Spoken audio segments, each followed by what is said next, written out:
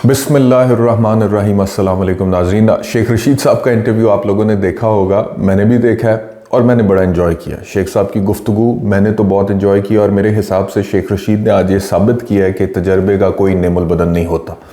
जैसे कि उन्होंने खुद इंटरव्यू में कहा कि नवंबर में वो 72 साल के हो जाएंगे और इसमें तो कोई दूसरी राय नहीं है कि he is one of the most experience politicians in the country और बहुत कम उम्री से उन्होंने सियासत का आगाज़ कर दिया था, अभी तक सियासत में हैं। तो वो जो तजर्बा उनके पास पॉलिटिक्स का है उसका आज भरपूर मुजाहरा मुझे तो उस इंटरव्यू के अंदर नज़र आया। And I have to say maybe it could not have been better than this. शायद इससे बेहतर इंटरव्यू मौजूदा हालात में नहीं दिया जा सकता था। तो वेल प्लेड शेख रशीद। और अगर माजी के जो इंटरव्यूज जो हालिया तारीख में भी हुए हैं, क्योंकि वो एक सिलसिले की कड़ी है ना, उस्मान डार, Sadaqat Ali Basi, Farooq Habib, Sheikh Rashid, if I have to draw a comparison तो ये इंटरव्यू बहुत मुख्तलिफ था पिछले तीनों इंटरव्यूज से। और ये किस तरह से मुख्तलिफ था ये भी मैं आपके सामने अपनी राय एक व्यूअर की हैसियत से जो मेरी राय है वो आपके सामने। मिसाल के तौर पर उस्मान डार का इंटरव्यू देखा तो जो एक सेंटिमेंट दिमाग में पैदा हुआ था वो सिंपैथी का था, मतलब कि एक हमदर्दी उजागर हुई थी उस्मान डार का इंटरव्यू देखने के बाद। सदाकत अब्बासी का देखा और उनकी वो वीडियो आई जिसमें वो अपनी वालदा के गले लग के ज़ारो कतार रो रहे हैं। तो जो सेंटिमेंट पैदा हुआ वो हमदर्दी का था। फ़ारूक हबीब का इंटरव्यू देखा तो जो सेंटिमेंट पैदा हुआ वो नेगेटिव था, जैसे किसी शख्स की इज्जत आपकी नज़रों में घटती है, वो सेंटिमेंट पैदा हुआ। शेख रशीद का इंटरव्यू देखा तो जो सेंटिमेंट पैदा हुआ वो पॉजिटिव था, किसी शख्स की इज्जत बढ़ती है आपकी नजरों में। शेख साहब से मैंने बड़े बड़े सख्त सवाल पूछे हुए हैं। शेख साहब से एक दो दफा मुझे याद है, and we have to admit के बंदा पॉलिटिशियन तो है यार। मैंने बड़े सख्त सवाल, ऐसा कई दफा होता था कि पीटीआई का कोई बंदा आता था, उससे मैं सख्त सवाल पूछता था, अगली दफ़ा वो मेरे प्रोग्राम में नहीं आता था। और दूसरी जमातों से भी बेशुमार दफ़ा ये हुआ। शेख रशीद वो आदमी है कि जिसको मैंने इंटरव्यू के लिए जब बुलाया और पहली दफ़ा मैं इंटरव्यू कर रहा था, मैंने वो धनाधन सख्त सवाल पूछे कि तब तक 13 वजारतें मेरे ख्याल में शेख रशीद की हो चुकी थी कि 13 वजारतें आपने ली हैं, क्या किया, ये वो फलाने वक्त ये बयान दिया, फलाने वक्त ये फलाने। And Sheikh Rashid was very turned off, he was put off. उन्होंने कहा कि यार ये क्या। लेकिन नेक्स्ट टाइम वो दोबारा मेरे शो में आए तो पहली दफ़ा तब शेख रशीद की इज्जत मेरे दिलो दिमाग में बड़ी थी कि यार मैंने बड़े सख्त सवाल पूछे थे इस बंदे से, लेकिन उसके बावजूद ये आया दोबारा। और दूसरी दफ़ा आज शेख रशीद की इज्जत मेरे जहन में बड़ी है, क्योंकि जो शेख रशीद की बॉडी लैंग्वेज थी, जो उनका कंटेंट था और जिधर उन्होंने इंटरव्यू ख़त्म किया है वो बड़ा पॉजिटिव नोट पे किया है। मिसाल के तौर पे बॉडी लैंग्वेज बड़ी कंपोज थी शेख रशीद की, और वो कह दिया, उन्होंने कह भी दिया, नहीं भी कहा कि चिल्ला काट के आए हूँ, सख्त था, वजन अब बेहतर हो गया। अच्छा जी, उसके बाद जो उनका कंटेंट था उसके अंदर मुझे कहीं पे एक तो वो ही seemed very cognizant of the fact, aware के इमरान खान साहब के पास टीवी होगा जेल के अंदर और वो मुझे देख रहे होंगे, ये उन्होंने बोला इंटरव्यू के अंदर। और फिर उन्होंने कहा है कि इमरान खान के हवाले से शेख रशीद ने कोई ऐसी बिलो द बेल्ट नहीं बात की कि जी इमरान खान बदनीयत था और बदनीयती की बुनियाद पे कर रहा था, या चोर था, या तोशा खाना, या अलकादर ट्रस्ट में उसने ये किया वो किया, फलाना टमकाना, और इमरान खान जो है वो ऐसा था और इमरान खान ने हमें मरवा दिया। ऐसी कोई बात नहीं की। हाँ, कुछ जगहों पे इमरान खान की गलतियों को उन्होंने पॉइंट आउट किया है, जो कि मैं विटनेस हूं कि शेख रशीद जब इमरान खान की हुकूमत थी और इत्तेहादी थे और मिनिस्टर थे तब भी करते थे और ऑनर भी करते थे और ऑफर भी करते थे हमसे गुफ्तगू करते हुए। एंड आई एम श्योर कि इंटरव्यू में जो उन्होंने कहा है कि इमरान खान से तन्हाई में मैं कहता था कि ये गलती हो रही है, ये लोग गलत एडवाइस करें, ये हमें मरवाएंगे, ये शेख साहब कहते होंगे क्योंकि हमारे सामने खुलेआम बात करते थे शेख रशीद उस टाइम पे। तो एक तो ये कि कोई 360 डिग्री का टर्न नहीं था, कोई पैराडाइम शिफ्ट नहीं था, ये नहीं था वो फ़ारूक हबीब की तरह के चिल्ले से पहले बिल्कुल एक डायरेक्शन की गुफ्तगू और चिल्ले के बाद बिल्कुल डिफरेंट। जो गुफ्तगू चिल्ले से पहले होती थी शेख रशीद की, तकरीबन वही गुफ्तगू चिल्ले के बाद भी शेख रशीद ने की है।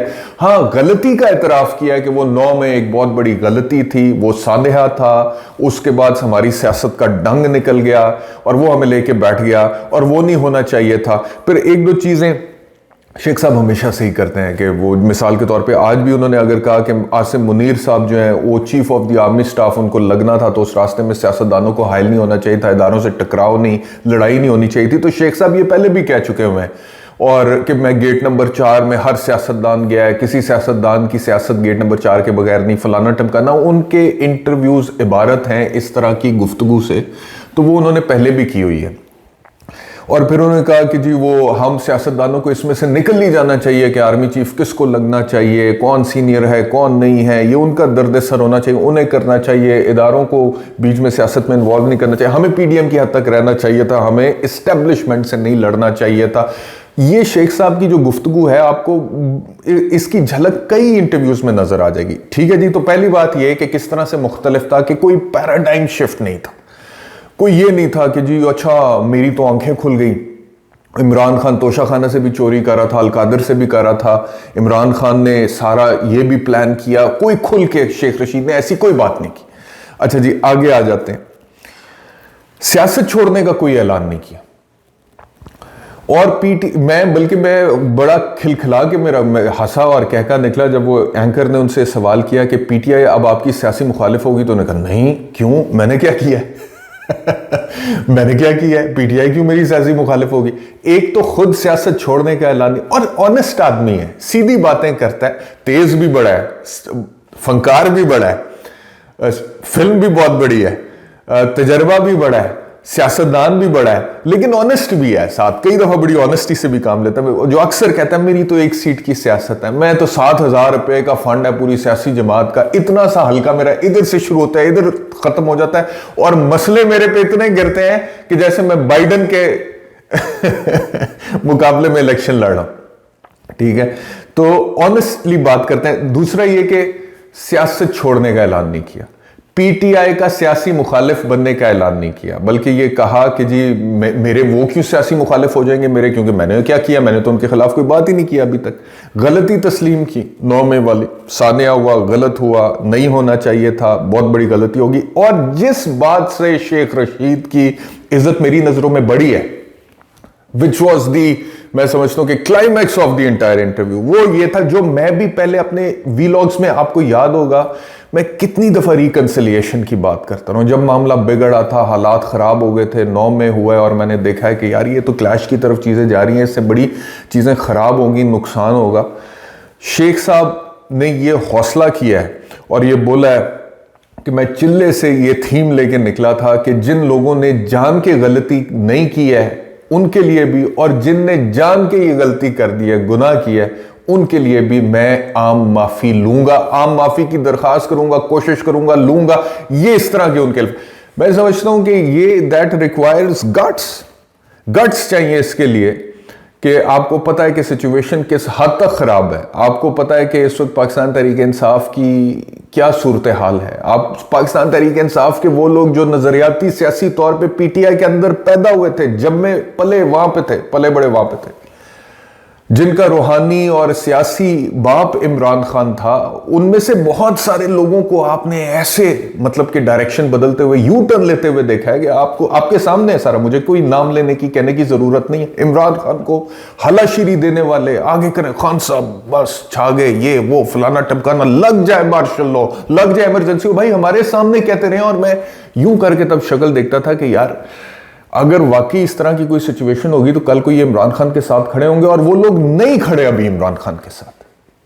अब इमरान खान इस वक्त, वो इमरान खान के, मुझे आज भी शेख रशीद का इंटरव्यू में देख रहा था तो मुझे वो अल्फाज याद आ रहे थे तकरीर के, कि जिसमें उन्होंने कहा कि अगर मैं अकेला भी रह गया तो मैं मुकाबला करूंगा। Almost he is almost there, Imran Khan is almost there. और इमरान खान को अब क्या करना चाहिए उस हवाले से एक अलहदा वीलॉग बनाऊंगा मैं। मुझे क्या लगता है कि इमरान खान को क्या करना चाहिए इन हालात में, इस सिचुएशन में, जबकि वो अब अडियाला जेल के अंदर है और उनके ऊपर ट्रायल चल रहा है और उनकी पार्टी तितर बितर हो चुकी है, उसके ऊपर भी वीलॉग बनाऊंगा।